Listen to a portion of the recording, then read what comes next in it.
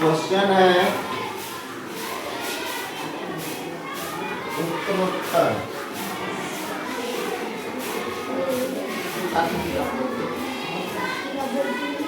आवाज कोई नहीं बचाएगा।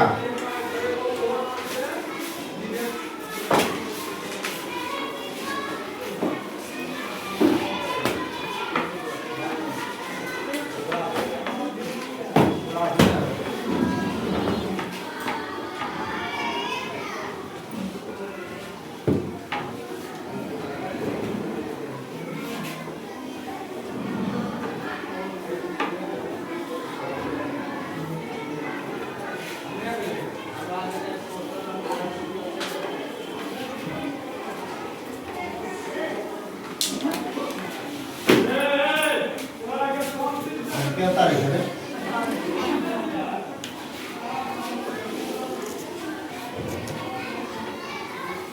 क्लास 9 के 1.4 का क्वेश्चन है उत्तरोत्तर आवर्धन करके संख्या रेखा पर 3.765 को देखिए।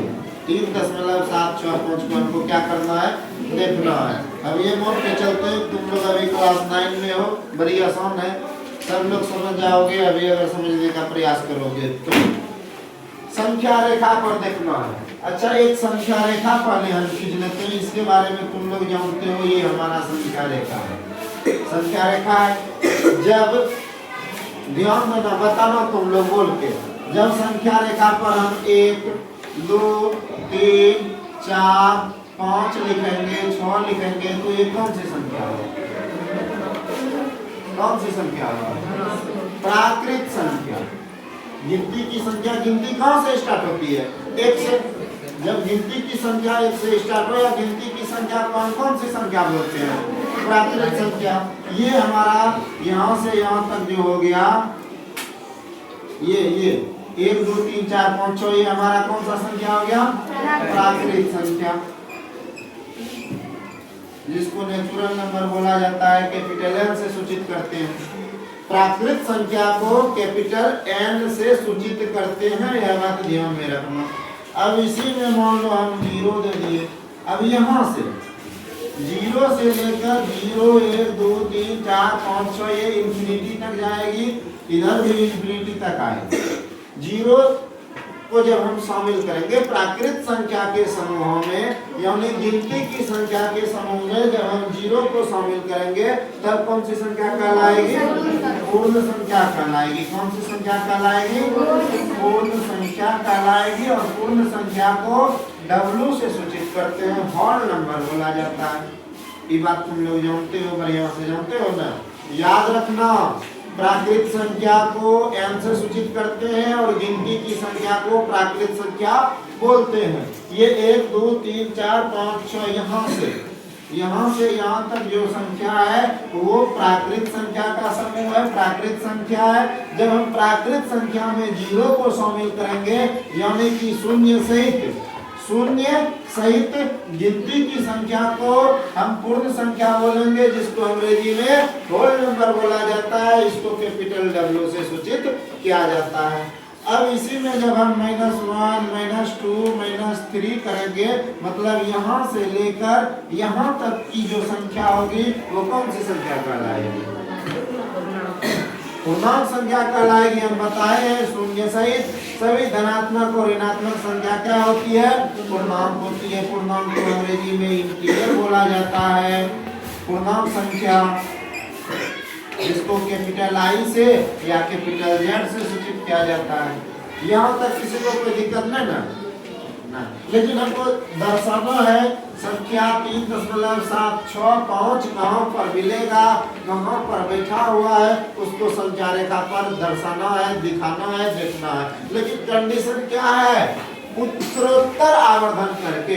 उत्तरोत्तर आवर्धन का मतलब होता है लैपिंग सिस्टम। लैपिंग सिस्टम ये हुआ, जैसे ये गणित है ना, इसके कॉपी पर ये हुआ, इसके बाद ये हुआ, इसके बाद ये होगा, इसके बाद ये होगा, ये युवा लेपन, इसी को बोला जाता है उत्तरोत्तर आवर्धन। इतिहास में जिसको उत्तराधिकारी बोलते हैं, पहले राजा जो है, बाद राजा बढ़ जाएगा तो उसका बेटा राजा बनेगा, वो मरेगा फिर उसका बेटा बनेगा, ये उत्तराधिकारी में चलता था ना। उसी तरीके से गणित में भी उत्तरोत्तर आवर्धन ये होता है कि एक के बाद एक जो आएगा उसको लिखते हुए 3.765 को दर्शाना है। उम्मीद करते हैं यहाँ तक कोई दिक्कत नहीं होगा। कोई दिक्कत नहीं होता जी? अगर नहीं है तो देखना कितना आसान है उत्तरोत्तर आवर्धन। ये बताओ, ये जो 3.765 है 3 से बड़ा है, 3.765 3 से बड़ा है कि छोटा है? बड़ा है। लेकिन छोटा किससे है? 3.765 3 से बड़ा है लेकिन छोटा किससे है? 4 से छोटा। मतलब ये 3.765 जब भी आएगा किनके बीच में आएगा?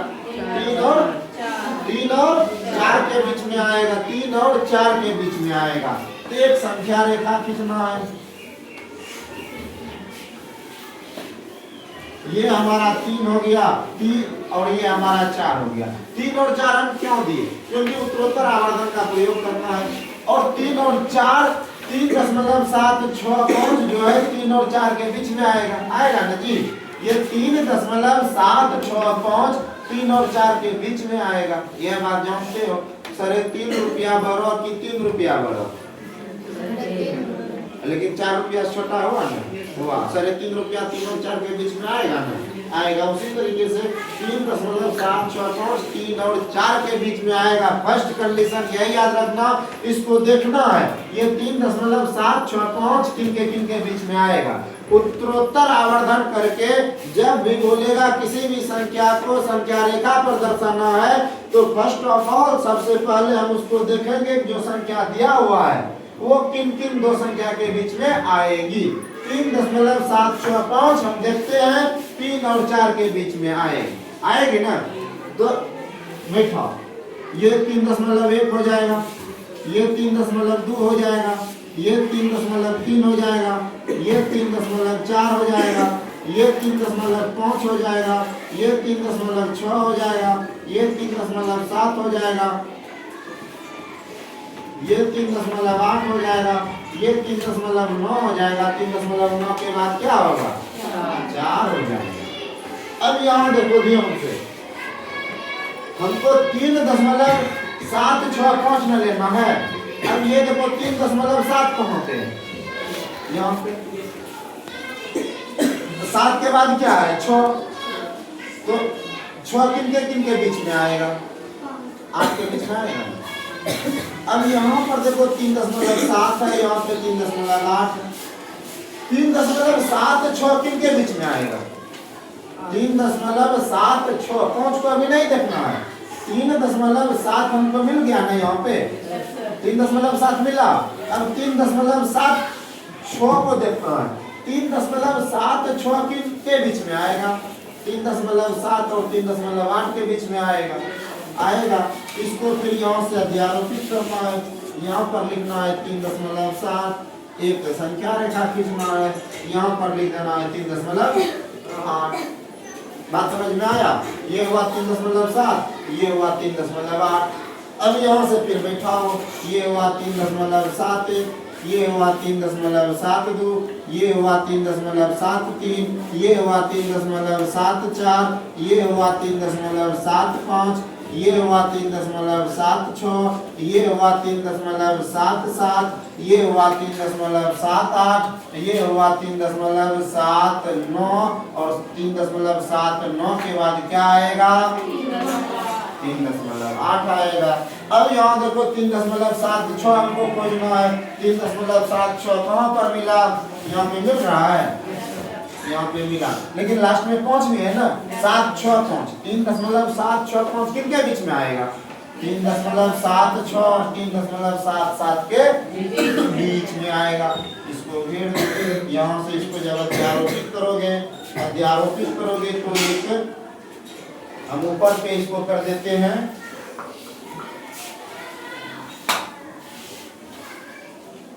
एक और क्या करना है? संख्या रेखा लेना है।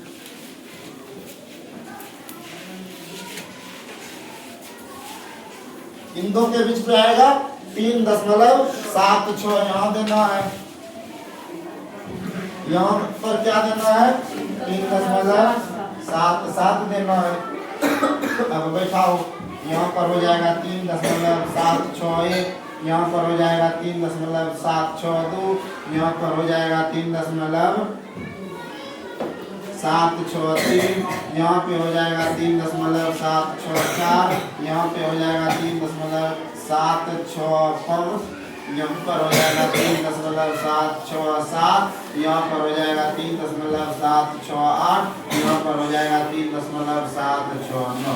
अब देखो खोजने हमको कौन सा संख्या बोल रहा था 3.765, यहाँ पर 5 के बाद 3.766, यहाँ 7 होगा, यहाँ 8 होगा, इसको थोड़ा सा बढ़ा दो, यहाँ हो जाएगा 3.769 और यहाँ पर हो जाएगा 3.77। अब देखो खोजना हमको क्या था 3.765, इसी को हम खोजना था। मिला मिला, यही हो गया तुम्हारा। इसमें अध्यारोपित वाला जो क्वेश्चन क्लास 9 में है वो बस ध्यान रखने ये बात है इसमें कि जो भी संख्या तुमको ज्ञात करने बोलेगा वो संख्या किन दो संख्या के बीच में आएगा उसको उठाना और संख्या रेखा पर रख देना। बाकी जैसे हम बोले 3.1, 3.2, 3.3 इसी तरीके से करते जाना और तुमको वहाँ पर साफ साफ दिखाई देगा, उसको उठाना लोपित करते जाना। कुछ भी इसमें भारी वाला बात नहीं है। समझ में आया? दूसरा क्वेश्चन है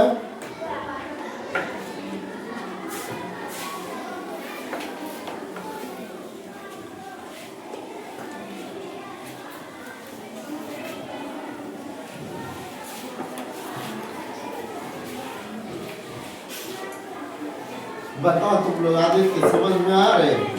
आसान था कि नारी था? आसान था ना, नंबर पढ़ ना लिया फिर में। यही पढ़ने के लिए चंदन सर जी, नवीन सर जी क्या रुपया देते हैं? हाँ? क्वेश्चन है 4.8 तक की क्वेश्चन थोड़ा सा ज्यादा लिखा है।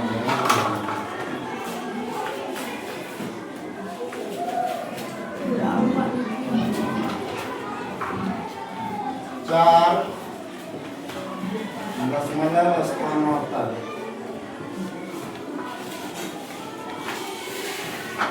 संख्या रेखा पर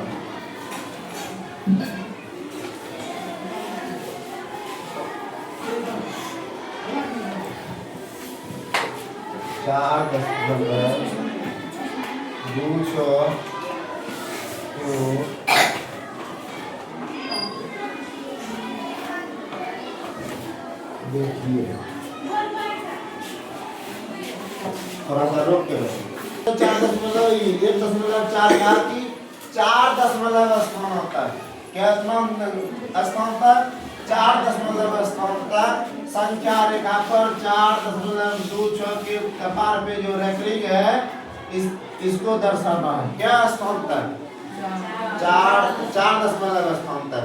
इस रेखरिंग का मतलब ये हुआ 4.26 पे रेखरिंग है, मतलब ये हुआ 2 के बाद फिर से 2 आएगा, फिर से 2 आएगा और ये जाते रहेगा कहाँ तक, जब तक उसका मन करे कहाँ तक जाएगा। बात समझ में आया? अगर आ गया है लेकिन हमको अनंत तक नहीं दर्शाना है। क्या स्थान तक दर्शाना है? 4 स्थान तक ही दर्शाना है। चलो बनाते हैं।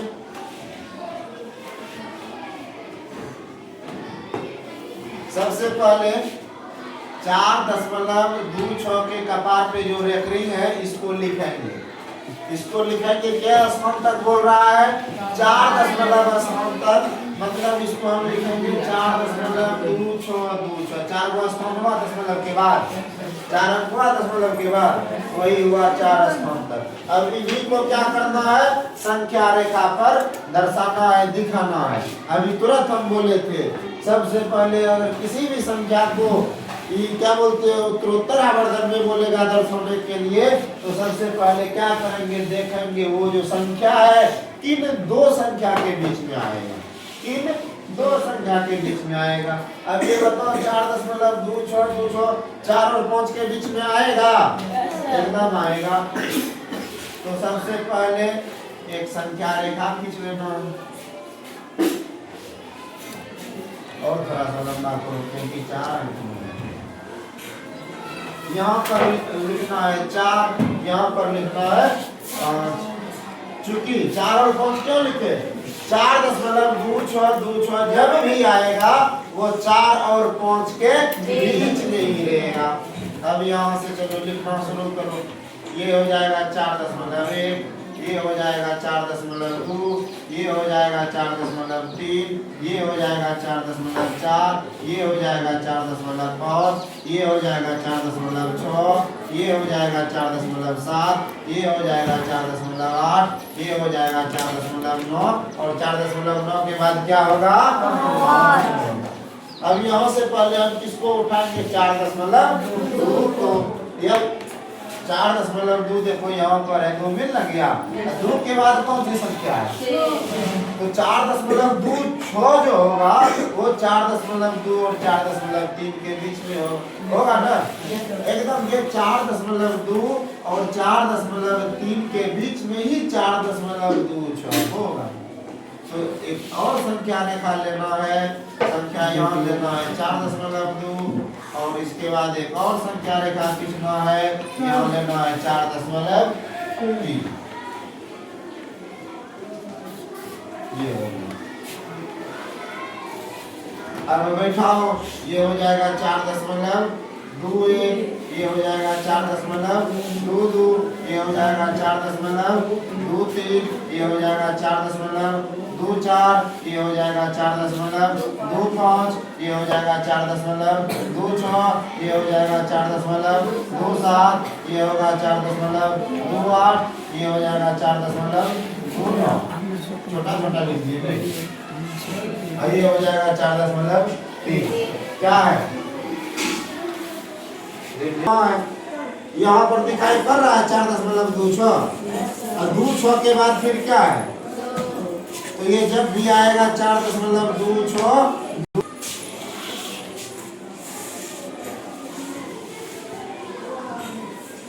ये 4.262 और जब भी आएगा 4.26 और 4.27 के बीच में आएगा।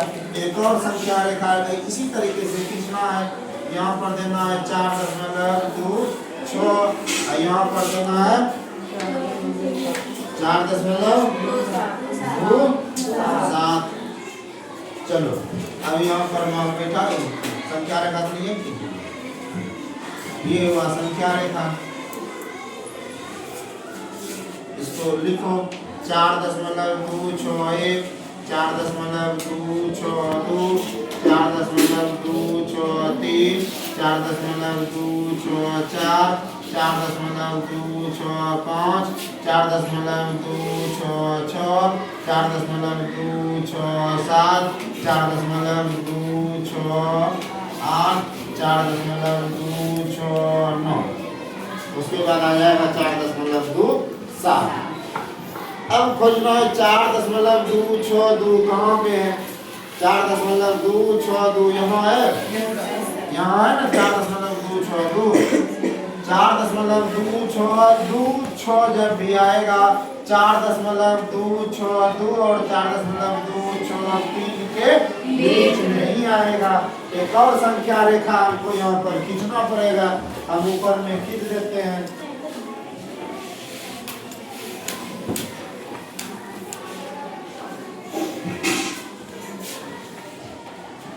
एक संख्या रेखा खींचना है, यहाँ पे हो जाएगा 4.262, यहाँ हो जाएगा 4.263। अब बैठाओ 4.261, 4.262, 4.263, 4.264, 4.2625, 4.2626, 4.2627, 4.2628, 4.2629, यहाँ हो जाएगा, कितना हो जाएगा 2, 6। अब हमको जो खोजना था, हमको क्या खोजना था संख्या रेखा का, 4.2626, देखो कहाँ है, यहाँ मिला 4.2626, यही हो गया तुम्हारा ओरिजिनल आंसर। समझ में हम उम्मीद करते हैं आ गया होगा समझ में। अगर फिर भी समझ में नहीं आवे, कॉपी और गणित लेकर जब भी समय मिले 12:30 बजे से पहले स्कूल आ जाना, हम बता देंगे। किसी भी क्वेश्चन में, चाहे क्लास 9 का हो या जो भी क्लास का हो, गणित में विशेषकर कोई भी प्रॉब्लम हो, आना, निसंकोच होकर ये नहीं सोचना कि अब हम चले गए तो नहीं पढ़ाएंगे। जब भी आओगे हम बताएंगे ही, बस पढ़ाई करोगे तब, अगर नहीं पढ़ोगे तो हम नहीं बताएंगे। चलो ठीक है।